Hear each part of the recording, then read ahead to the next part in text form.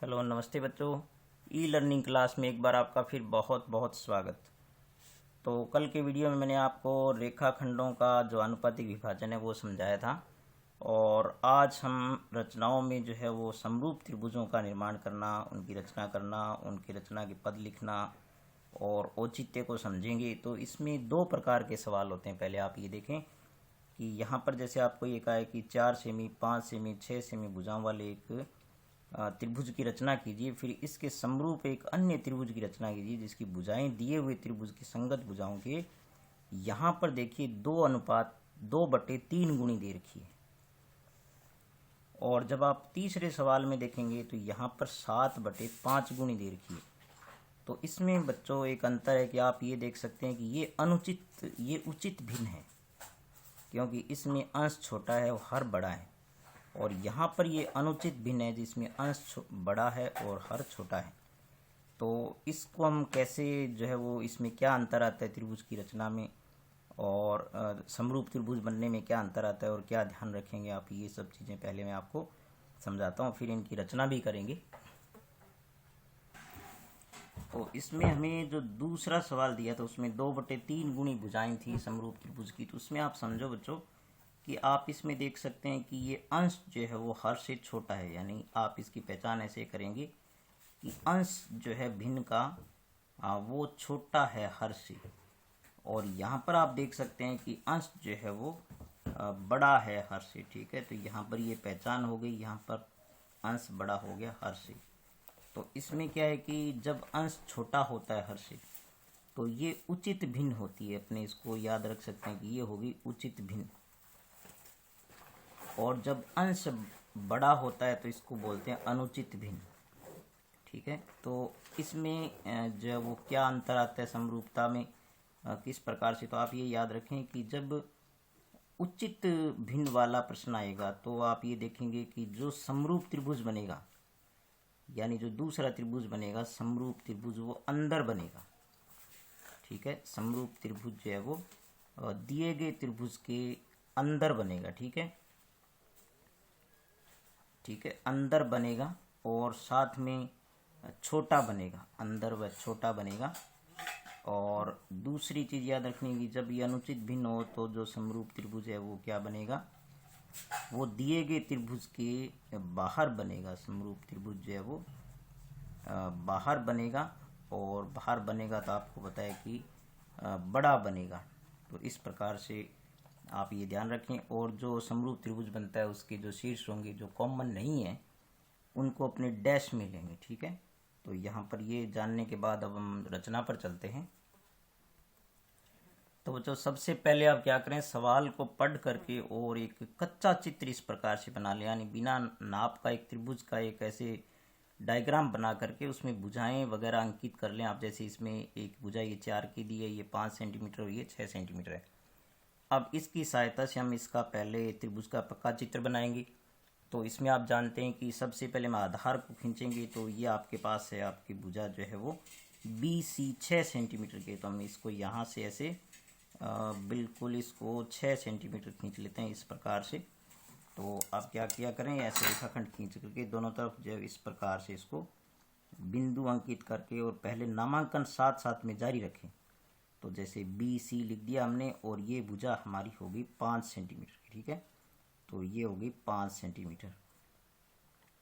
अब हम क्या करेंगे कि हमारी जो ये भुजा आप देख रहे हैं कि ये जो 6 सेंटीमीटर है ये 4 सेंटीमीटर है यहाँ से। तो हम यहाँ से कितना चाप लगाएंगे, 6 सेंटीमीटर का एक चाप लगाएंगे, C से A की ओर लगाएंगे। तो उसमें जो हम पहले प्रकार को इस प्रकार से आप जो स्केल पर आप रखें, और इस पर आप यहाँ पर इसको थोड़ा सा दबा करके और एक चिन्ह बना लें, ताकि हर बार जब आप प्रकार को रखें तो वो जगह से हिले नहीं। फिर आप क्या करें, इसको जो है इस प्रकार से आप बढ़ाएं इसको। तो 6 सेंटीमीटर इसको आप खोल लें इस प्रकार, 4 सेंटीमीटर खोलेंगे पहले हम, क्योंकि हमें इधर से 4 का लगाना है उधर से 6 का लगाना है। तो पहले हम 6 खोल लेते हैं। यहाँ से देखिए बिल्कुल इस प्रकार से आप खोलें इस प्रकार से।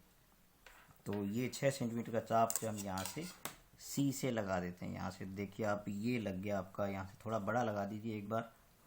ठीक है, ताकि वो चाप आपके काटने में परेशानी नहीं हो। अब हम क्या करेंगे, बी से जो है हम चाप लगाएंगे 4 का। देखिए पहले जो हमने निशान बनाया था उस पर प्रकार टिक जाएगा, और अब इसको खोल लीजिए आप 4 इस प्रकार से, और फिर देखिए यहाँ से बी पर रखेंगे इसको, और ये देखिए यहाँ से जो है वो ये लगा दिया चाप इस प्रकार। जहाँ दोनों कटते हैं वो जो है वो ए बिंदु हो जाएगा आपका, ए शीर्ष हो गया त्रिभुज का। और इस अनावश्यक चाप को जो आप मिटा दें, तो यहाँ से हम अनावश्यक जो इसको मिटा देते हैं यहाँ से, ताकि ये दिखने में अच्छा लगे। अब हम क्या करेंगे, इसको जो है वो ए को जो है वो बी से भी मिला देंगे, ए को हम क्या से मिला देंगे, सी से भी मिला देंगे। तो इस प्रकार से हमारा त्रिभुज जो है वो बन जाएगा। तो ये त्रिभुज के बनाने के जो तरीके हैं वो वैसे तो हम छोटी क्लासों से पढ़ते हैं, लेकिन फिर भी यदि आपके ध्यान में नहीं है तो आप इनको सीखते रहिए कि किस प्रकार से जब तीनों भुजाएं दे रखी हो तो त्रिभुज को कैसे बनाएं। तो इस प्रकार से त्रिभुज की रचना होने के बाद हम क्या करेंगे, इसमें नीचे की तरफ आप जैसे रेखाखंडों में बनाया था वैसे ही एक न्यून कोण बना लेंगे, इधर वाले बाएं वाले शीर्ष पर बना लेंगे ऐसे, ठीक है। और फिर आप क्या करें, यहाँ से प्रकार से भी चिन्ह लगा सकते हैं, और आप चाहें तो स्केल से भी लगा सकते हैं। हम चाहें से जैसे हम क्या करते हैं, यहाँ से 2-2 सेंटीमीटर के चिन्ह लगा लेंगे, क्योंकि हमारे पास अनुपात जो है हमें दे रखा है 2/3 गुणी भुजाएं बनानी है। तो इसमें जो ज़्यादा होता है उतने चिन्ह लगाते हैं, ज़्यादा इसमें 3 है। और इसमें दोनों अनुपातों किस प्रकार काम में लेंगे मैं आपको अभी बताता हूँ, पहले मैं आपको चिन्ह लगा करके बताता हूँ। तो जैसे देखिए आप यहाँ पर हमने लगा लिया 2-2 सेंटीमीटर के लगाएंगे। तो देखिए 1-2 पर ये लग गया, फिर ये 4 पर लग गया, और ये लग गया आपका 6 पर, ठीक है। थोड़ा सा जूम आउट हो रहा है, मैं दिखाता हूँ आपको। अब जब तीनों बिंदु दिखाई दे रहे हैं तो अब यहाँ पर हम क्या करेंगे, इनको नाम दे देते हैं हम कुछ भी इनको। जैसे यहाँ पर नाम दे दीजिए, इसको जो है वो B1 नाम दे देंगे, और इसको B2, और इसको C2 नाम B3 नाम दे देंगे। तो इस प्रकार से नाम देने के बाद जो है वो हम इनको मिला देते हैं। सबसे पहले आप देखिए ये ध्यान रखें कि मिलाना हमेशा नीचे वाले को ही होता है पहले। तो नीचे वाला अनुपात 3 है, तो पहले हम 3 को मिलाएंगे इस शीर्ष से जो है वो।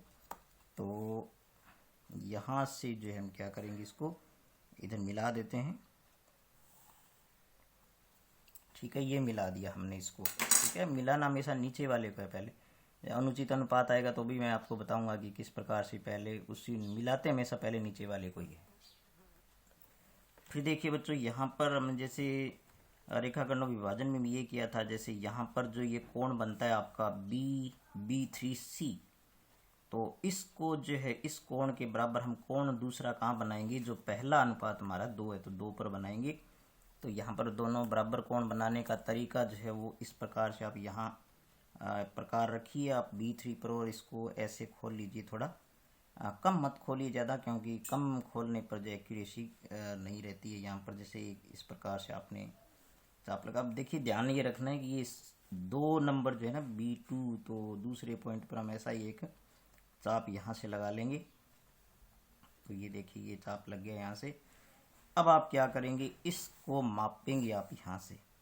तो आप प्रकार को यहाँ रखेंगे और बिल्कुल सही सही ऐसे जो है वो, क्योंकि इसमें एक्यूरेसी बहुत ज़रूरी है बच्चों। यहाँ पर आप देखें, इसको यहाँ तक बिल्कुल सही सही खोल करके बिल्कुल, और एक चाप इस प्रकार से आप यहाँ पर लगा दीजिए, देखिए बिल्कुल सही सही। और ऐसा ही चाप आपको क्या करना है, यहाँ पर रख करके इस चाप के भी उसी प्रकार से लगाना है। तो यहाँ पर आप देखिए, यहाँ पर मैंने ये चाप लगा दिया, आप देखें, ये देखिए, ठीक है। अब ये बराबर कोण बनाने का तरीका, अब देखिए यहाँ पर जहाँ पर ये कटा है, ठीक है, ये दोनों, वहाँ पर आप उस बिंदु को डिनोट कर लें, ठीक है, क्योंकि हमें इसमें से और इसमें से एक समांतर रेखा को वो खींचना है इसमें से, ठीक है। तो इस प्रकार से हम देखें कि ये जो हमारी रेखा आएगी बिल्कुल इसके समांतर आनी चाहिए। तो ये देखिए बिल्कुल ऐसे समांतर आ रही है। तो ये देखिए इसमें से, यानी B2 को इस चाप के अंदर में से मिला देना।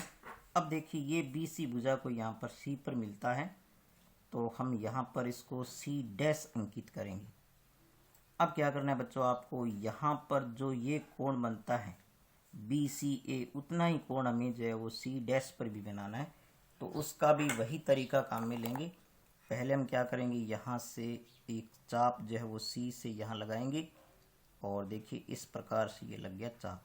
इतना ही चाप हम सी डैश पर लगाएंगे, बिल्कुल इसी प्रकार से, ये देखिए। और फिर इस चाप को हम माप लेते हैं यहाँ से। आपको पता है कि इसको ऐसे मापने के लिए इतना खोलेंगे और एक जो है वो टिक यहाँ पर एक चाप लगा देंगे यहाँ पर, इस प्रकार से बिल्कुल सही सही इस प्रकार से लगा दिया। अब आप देखिए यहाँ पर रखेंगे बिल्कुल सही से इसको, और इस प्रकार से यहाँ भी एक चाप हम जो है वो लगा देते हैं, ठीक है। अब आप देखिए यहाँ पर जो ये जहाँ पर काटा है ना, इसको हमें ध्यान में रखना है, ये बिंदु है जहाँ पर काटा है, तो इसमें से और सी डैश में से हमें जो है वो एक रेखा खींचना है, रेखाखंड को, जो बिल्कुल क्या आएगा, इसके बिल्कुल जो है वो समांतर आएगा। तो आप यहाँ पर इस प्रकार से जो है वो इस दोनों में से रेखाखंड खींच दीजिए सावधानी से, ताकि ये दोनों में से गुजरता रहे। तो ये जो है इस प्रकार से देखिए आपकी ये भुजा बन गई। अब आप देखेंगे यहाँ पर हो गया ए डैश जो यहाँ पर मिला है। तो आप देखें बच्चों, एक त्रिभुज नया जो है यहाँ बन गया ए डैश बी सी डैश, ठीक है। इसको थोड़ा सा आप छायांकित कर दीजिए इस प्रकार से, ताकि ये अलग से आपको दिखाई देता रहे। तो ये जो एक त्रिभुज नया बन गया, इसमें आप देखें ये, तो ये बिल्कुल इसके समरूप है। इसकी भुजाओं के साथ इसका अनुपात जो 2/3 है, क्योंकि इसकी भुजाएं 2 और इसकी 3 है, तो 2:3 में हो गया। अब ये तो था बच्चों इसको रचना करने का तरीका। अब हम क्या करेंगे, इसकी रचना के पद लिखेंगे और इसका औचित्य भी प्रदर्शित करना है, तो वो मैं आपको यहाँ पर बताता हूँ। तो यहाँ पर बच्चों पहले हम क्या करते हैं कि तीसरे सवाल का एक चित्र अपनी रचना इसकी बनाते हैं, इसको समरूपता में। फिर जो मैंने जो तीसरे सवाल के लिए इसकी समरूपता के सारे स्टेप और जो लिखे मैंने औचित्य लिखा है, उसके अनुरूप ही आपको सारे सवालों में करना है, तो वो मैं एक बार में आपको बताऊंगा। तो यहाँ पर हम क्या करते हैं, पहले तीसरे सवाल का भी चित्र बना लेते हैं। तो यहाँ पर आप देखें कि आपके पास जो भुजा दे रखी है आपको यहाँ पर, इसकी ये भुजा नीचे वाली 6 है और ये 5 है और ये 7 है। तो यहाँ पर हम क्या करेंगे, सबसे पहले यहाँ से जो है वो 6 की भुजा खींच लेंगे, उसी प्रकार से बिल्कुल जैसे यहाँ पर ये खींच लिया हमने, 6 सेंटीमीटर की भुजा खींच ली यहाँ पर ये। और फिर यहाँ पर आप क्या करेंगे, ये जो आपका शीर्ष है बी और ये शीर्ष हो गया सी, और ये हमने खींची इसको 6 सेंटीमीटर की, ठीक है। तो ये त्रिभुज तो बच्चों उसी प्रकार से पहले 6 का आधार खींच करके, और फिर यहाँ से जब हमने 5 का चाप लगा दिया, और फिर यहाँ से हमने 7 सेंटीमीटर का एक चाप लगा दिया। तो ये त्रिभुज तो उसी प्रकार से बना है, बिल्कुल जैसे पहले अपने दूसरा सवाल किया था। अब यहाँ पर वैसे ही न्यून कोण बना लेंगे, और इस बार चूंकि आप देखें कि ये गौर से देखने वाली बात है, यहाँ पर अनुपात 7/5 है। तो हमें ज़्यादा जो है ना, अंश ज़्यादा है तो अंश के समान चाप या चिन्ह लगाने, और हर ज़्यादा तो हर के समान। तो अब आप देखेंगे 7 है हमारे, प्रथम चिन्ह 7 ही लगाएंगे। तो 7 चिन्ह लगाने के लिए हम क्या करेंगे, प्रकार से भी लगा सकते हैं चिन्ह, लेकिन मैं आपको कहूँगा कि आप इस प्रकार से स्केल रख करके, और जो है वो जब ज़्यादा चिन्ह है तो आप सेंटीमीटर के लगा लीजिए। जैसे हमने 1 सेंटीमीटर, पहले हमने 2-2 के लगाए क्योंकि कम लगाने थे, इस बार ज़्यादा है तो हम 1-1 सेंटीमीटर के इस प्रकार से लगा लेते हैं।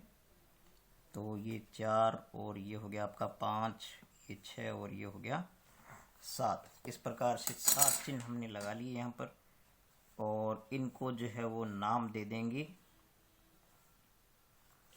ठीक है। इस प्रकार से ये इसको हम नाम दे देते हैं B1, फिर B2, B3, B4, B5, B6 और ये हो गया B7, ठीक है। अब हम जो याद रखने वाली बात है, मैंने आपको पहले बताया था कि हमेशा जो है वो मिलाते किसको हैं, मिलाते जो हैं हम सबसे पहले जो मिलाएंगे वो जो अनुपात होता है वो नीचे वाला होता है।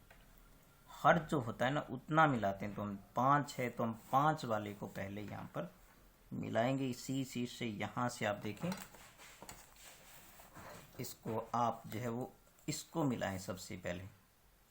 तो आप देखेंगे कि ये जो है वो इस प्रकार से जो है वो यहाँ पर 5 से मिलाएंगे, क्योंकि उसमें 2/3 था तो हमने 3 वाले को मिलाया नहीं, जो ज़्यादा हमेशा नीचे वाले को मिलाते हैं। अब आप क्या करेंगे, आप देखें कि ये अनुपात बाहर रह गया, तो ये आपको पता है कि अनुचित हो तो बाहर बनता है।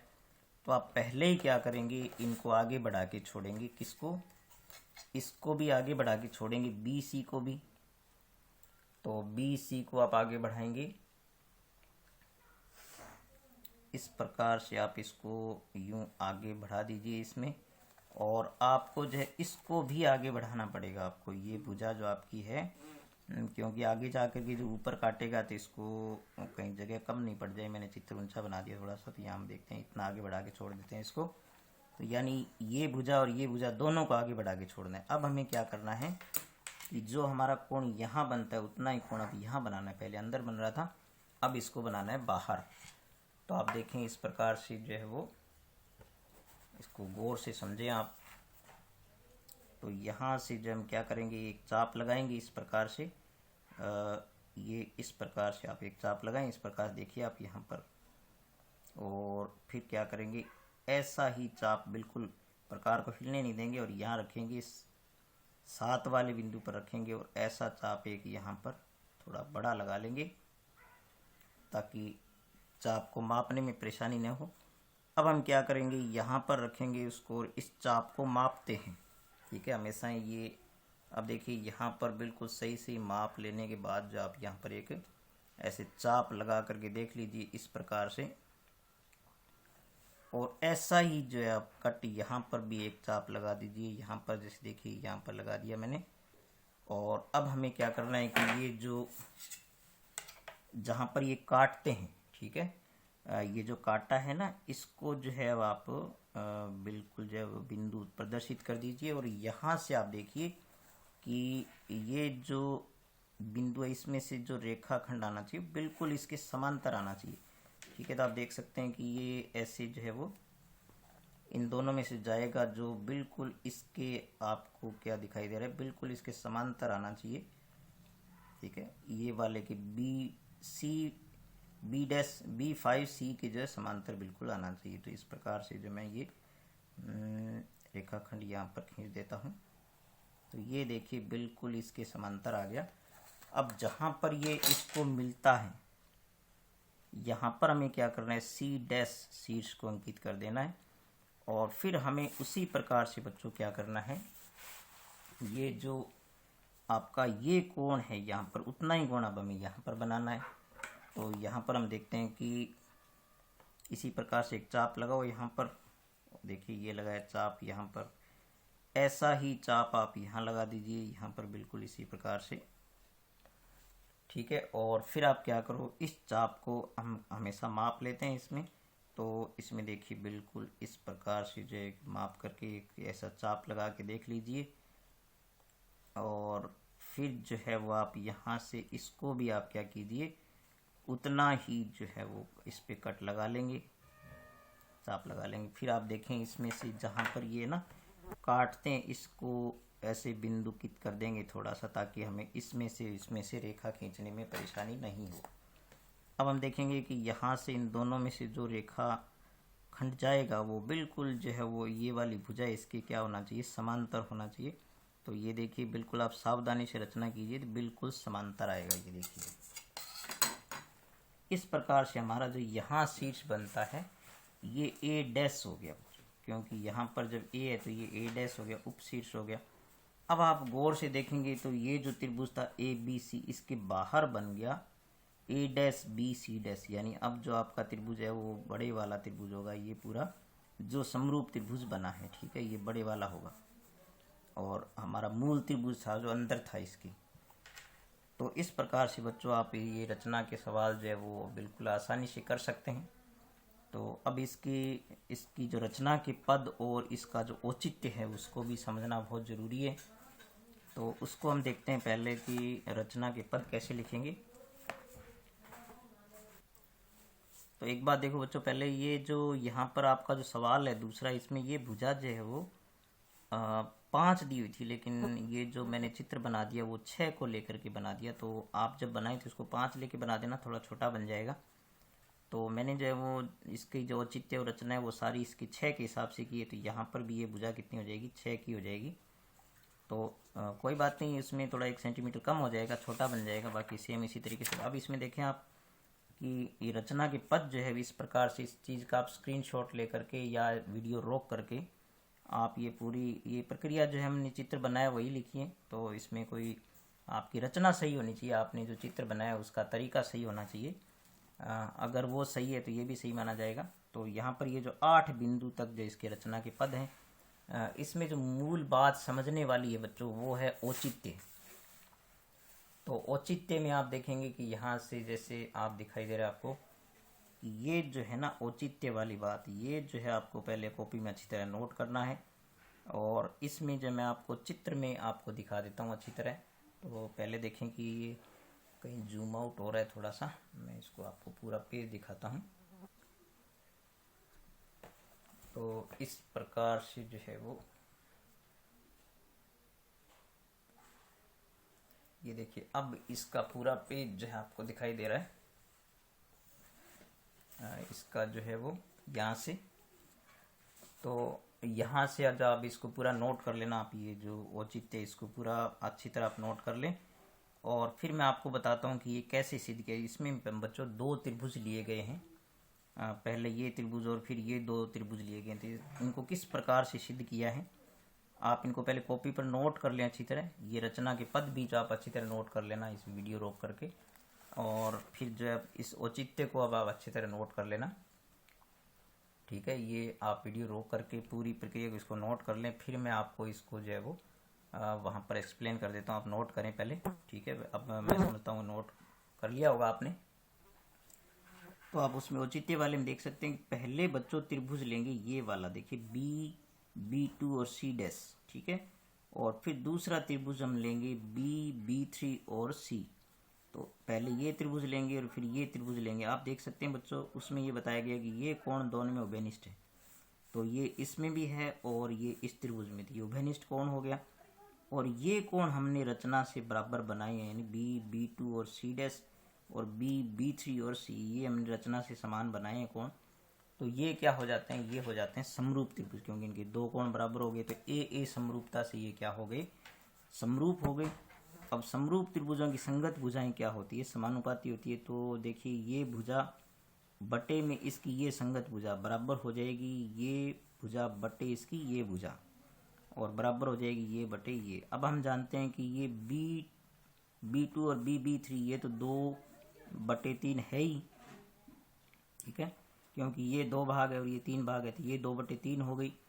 फिर हम जब इन दोनों त्रिभुजों को समरूप करेंगे, इनको A', और ABC को, तो क्या है देखिए आप यहाँ पर ये कोण दोनों में उभयनिष्ठ होता है। आपको पता है ये कोण इसमें भी है और ये B कोण इसमें भी, तो ये उभयनिष्ठ हो गया। और ये कोण हमने जो बराबर बनाए हैं, तो इस प्रकार से ये भी ए समरूपता समरूप हो गई। तो इनकी संगत भुजाएं भी समानुपाती होती है। तो बच्चों देखिए यहाँ पर ये जो इसकी संगत भुजाएं ये बटे ये, यानी BC' बटे BC बराबर होगा BA' बटे BA, और बराबर होगी A', C' बटे AC ये वाली।